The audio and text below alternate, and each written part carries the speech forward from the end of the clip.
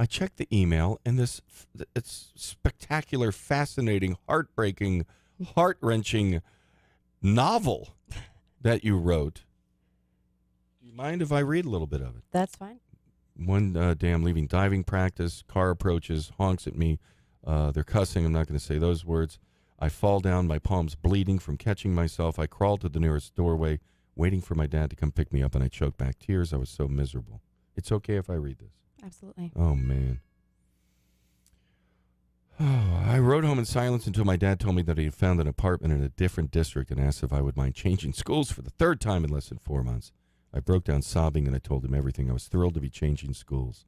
It was less than 5 months later, on April 20th, 1999, at my new school, when Eric Harris and Dylan Klebold entered through the cafeteria in Columbine, killing 12 students, 1 teacher, and injuring 21 more. Where were you when that happened in the school? I was actually sitting in the cafeteria about 2 tables away from the door that they came in. Oh, God. I can't even go into that. You don't mind? I don't even want to. That's a whole other life. That's the 14-year-old in me wants to reach out and let kids know that they are not alone, and the 26-year-old in me wants to tell them that it'll be okay. Even after I lost all hope, I made it through, and I'm now a very happy person despite the somber message of my email. Well, when you introduce yourself to someone, you don't say, "Hi, my name is Lauren. I was a student at Columbine."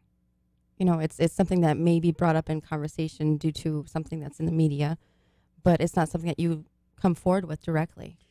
And when you started sharing your story, as you say in your email, you started sharing your story with other people. When did that start happening, where you said, I got to get this out of me?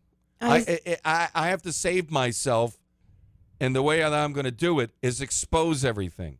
Well, the first couple of times was when I was in high school, because when I moved schools, it was something that my dad thought that was imperative that my new school knew about.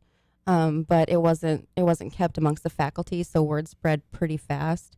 But once people kind of got used to it, and I was labeled, that girl from Columbine, it was something I kind of got used to, and it lost its novelty, so it wasn't really talked about a whole lot. And the thing about Columbine are these 2 kids obviously committed suicide. Yes. Obviously killed over a dozen people. Yes.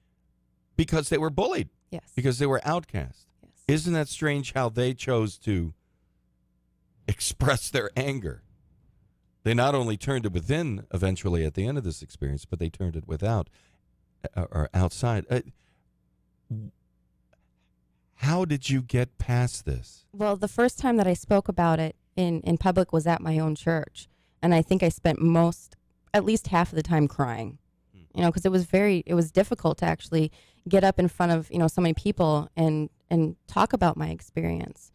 It's still difficult when I talk about it, but it gets easier every time because I keep thinking about, what happens if I'm giving that one person the courage to step forward and say, this is what's going on. The flag. I think that the most important thing is that we need to start talking about it. I've been talking to a couple of people, and they say that this recent wave of bullying, and it's not recent. It's been going on forever, and it's just that people aren't talking about it.